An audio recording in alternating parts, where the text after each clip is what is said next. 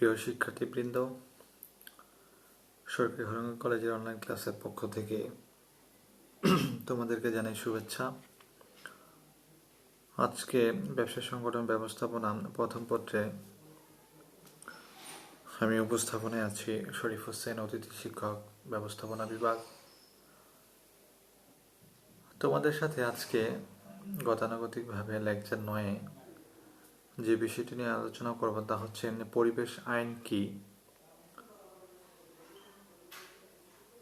প্রথমত জানব, পরিবেশ আইন হচ্ছে পরিবেশ সংরক্ষণ, পরিবেশের উন্নয়ন এবং পরিবেশ দূষণ রোধ ও নিয়ন্ত্রণের জন্য দেশে যে আইন প্রচলিত আছে তাই পরিবেশ আইন। শিক্ষার্থীরা লক্ষ্য করবে, আমি আবারও বলছি, পরিবেশ আইন হচ্ছে পরিবেশ সংরক্ষণ, পরিবেশের উন্নয়ন এবং পরিবেশ দূষণ রোধ ও নিয়ন্ত্রণের জন্য দেশে যে আইন প্রচলিত আছে তাই পরিবেশ আইন। তারপর আছে হচ্ছে শব্দ দূষণ কি। শব্দ দূষণ হচ্ছে পারিপার্শ্বিক অবস্থায় শব্দ, হইচই ও কোলাহল বেড়ে যাওয়ায় শান্ত ও নিরিবিলি পরিবেশ যে স্বাভাবিক অবস্থা থেকে অস্বাভাবিক অবস্থার সৃষ্টি হয় তাকেই শব্দ দূষণ বলে। অর্থাৎ শব্দ উচ্চারণ, বাজনা বাজানো বা শব্দের ব্যবহারের নামে হচ্ছে কি শব্দ দূষণ। শব্দ দূষণের কারণ এবং ফলাফল এবং তা প্রতিরোধের উপায় কি। বিভিন্ন কারণে শব্দ দূষণ হয়, যেমন বিভিন্ন যন্ত্রপাতি, যেমন সাইরেন বাজানো, জেনারেটর চালানো, পাম্প ও অন্যান্য মেশিন থেকে উচ্চ মাত্রায় যে শব্দ নিঃসরণ ঘটে। এছাড়াও অপরিকল্পিতভাবে কলকারখানা স্থাপনের ফলে যন্ত্রপাতি থেকে অতিমাত্রায় শব্দ কি হয়, নিঃসরণ হয়। এছাড়াও যেমন বিমান উড্ডয়ন এবং ত্রুটিপূর্ণ ও অনুমোদিত গাড়ি থেকে অতিমাত্রায় শব্দ কি হয়, নিঃসরণ হয়, যার ফলে শব্দ দূষণ ঘটে। এছাড়াও শ্রম অসন্তোষ ও বিক্ষোভের কারণে, যেমন অনেক সময় রাস্তাঘাটে বিভিন্ন মিছিল, মিটিং এবং মাইকিং এর ফলে কি হয়, অতিমাত্রায় শব্দের সৃষ্টি হয়। তারপর আছে নির্মাণ ও ভাঙার ক্ষেত্রে উচ্চ শব্দ নিঃসরণকারী যন্ত্রের ব্যবহারের ফলে কি হয়, শব্দের দূষণ ঘটে থাকে। এই শব্দ দূষণের ফলে বিভিন্ন ক্ষয়ক্ষতি বা বিভিন্ন সমস্যার সৃষ্টি হয়, যেমন উচ্চ রক্তচাপ, স্ট্রোক, তারপরে হৃদরোগের মতো আরও বিভিন্ন রোগ, যেমন মাথা ব্যথা হতে পারে, মানসিক অস্থিরতা বা দুর্বল স্মৃতিশক্তি, শ্রবণ শক্তি কমে যাওয়া ইত্যাদি এ সকল শারীরিক বা মানসিক সমস্যার সৃষ্টি হতে পারে। তারপরে নবজাতক শিশুর মানসিক বিকাশে বাধার সৃষ্টি হতে পারে। এগুলো হচ্ছে শব্দ দূষণের ফলে এই ধরনের সমস্যাগুলো ঘটে থাকে। তারপর সাধারণ লোকজনের মানসিক বিপর্যয় ঘটে, ছেলে মেয়েদের পড়াশোনার অমনোযোগিতা অনেকাংশে বৃদ্ধি পায় শব্দ দূষণের কারণে। এ ধরনের শব্দ দূষণ থেকে আমরা কিভাবে রোধ পেতে পারি তার কিছু উপায় আমরা জানব।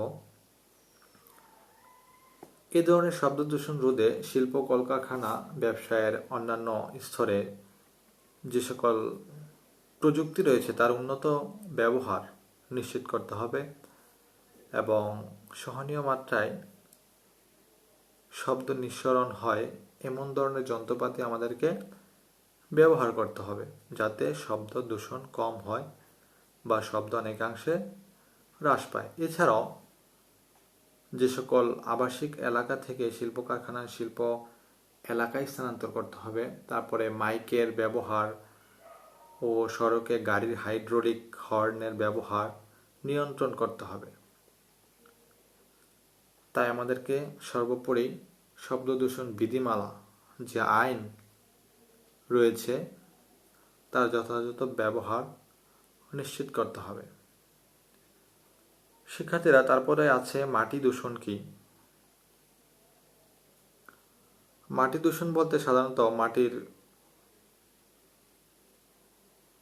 উপাদানকে বুঝে থাকি, অর্থাৎ যে সকল ক্ষতিকর উপাদানের সংমিশ্রণে মাটির কি হতে পারে, স্বাভাবিক গুণাগুণ নষ্ট হয়, তাকে আমরা মাটি দূষণ বলতে পারি। মাটি দূষণেরও বিভিন্ন কারণ রয়েছে, অর্থাৎ বিভিন্ন কারণে মাটি দূষিত হতে পারে। আমি কতগুলো কারণ উল্লেখ করব। যেমন আছে হাসপাতাল ও অন্যান্য প্রতিষ্ঠানের যে সকল বজ্র রয়েছে তার সরাসরি মাটিতে ফেলার কারণে মাটি দূষিত হয়। এছাড়াও চাষাবাদের ক্ষেত্রে আমরা যে সকল কীটনাশক বা ঔষধ বা রাসায়নিক সার ব্যবহার করি তার ফলে কি হয়,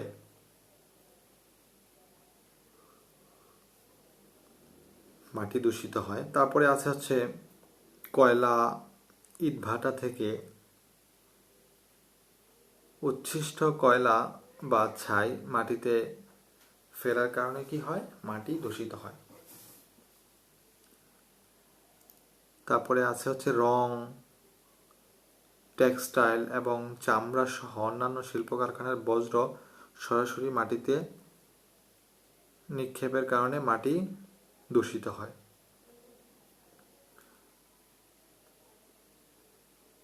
তারপর আছে শিল্প বাণিজ্যিক প্রতিষ্ঠান স্থাপন এবং কলকারখানার প্রয়োজনে ব্যাপকভাবে বৃক্ষ নিধন ইত্যাদির কারণে কি হয়, মাটি দূষিত হয়। তারপরে বিভিন্ন কারণে মাটি দূষিত হতে পারে, যেমন ভূগর্ভস্থ বিভিন্ন খনিজ দ্রব্য আহরণের ফলে কি হতে পারে, মাটি দূষিত হতে পারে। অর্থাৎ ভূগর্ভস্থ খনি আবিষ্কার, পরীক্ষা নিরীক্ষার ক্ষেত্রে জ্বালানি বিস্ফোরণ ইত্যাদি জনিত কারণে কি হয়, মাটি দূষিত হয়। এই মাটি দূষণের ফলে কি ঘটে থাকে সে সকল জিনিসগুলো আমরা এখন জানব। মাটি দূষণের ফলে মাটির ক্ষারীয় ভাব বা মাটির ক্ষার অনেকাংশে বেড়ে যায়। দূষিত মাটিতে উৎপাদিত সবজি, ফল ইত্যাদি জনিত কারণে এই ধরনের সবজি ফল খাওয়ার ফলে বিভিন্ন রোগ দেখা দিতে পারে। তারপরে পলিথিন ও প্লাস্টিকের মতো যে অনমনীয় বজ্র মাটিতে সংমিশ্রণের ফলে মাটির উৎপাদন ক্ষমতা বিনষ্ট হয়। তারপর দূষিত মাটির সংস্পর্শে বিভিন্ন ধরনের চর্মরোগে মানুষ আক্রান্ত হতে পারে এবং এই ধরনের সংক্রামক বিস্তার লাভ করে থাকে। তারপর মাত্রাতিরিক্ত কীটনাশক ও রাসায়নিক সার প্রয়োগের ফলে মাটির উর্বরতা, ফসল উৎপাদন অনেকাংশে কমে যায়। এগুলো হচ্ছে মাটি দূষণের ফলে এই জিনিসগুলো ঘটে থাকে। এই মাটি দূষণ কিভাবে রোধ করা যায়, অর্থাৎ মাটি দূষণ রোধের উপায় কি, কিভাবে আমরা মাটি দূষণ রোধ করতে পারি? বিভিন্ন স্থান থেকে আমরা আবর্জনা বা বজ্র পদার্থ সংগ্রহ করে ময়লা ফেলার জন্য নির্দিষ্ট জায়গায় কি করতে হবে, ফেলতে হবে, যার ফলে অনেকাংশে মাটি দূষণ হ্রাস পায়। আবার বজ্র পদার্থ জমি ভরাট করার কাজে ব্যবহৃত হওয়া যেতে পারে। যেমন অনেক জায়গা আছে যেখানে ময়লা আবর্জনা ফেললে জায়গাটি কি হয়, ভরাট হয়। অর্থাৎ কঠিন বজ্র পদার্থ দিয়ে জলাভূমি, গর্ত বা নিচু জায়গা ভরাট করে তার উপর মাটি চাপা দিলে আবর্জনা ফেলার জন্য নির্দিষ্ট জায়গার প্রয়োজন অনেকাংশেই কমে যায়।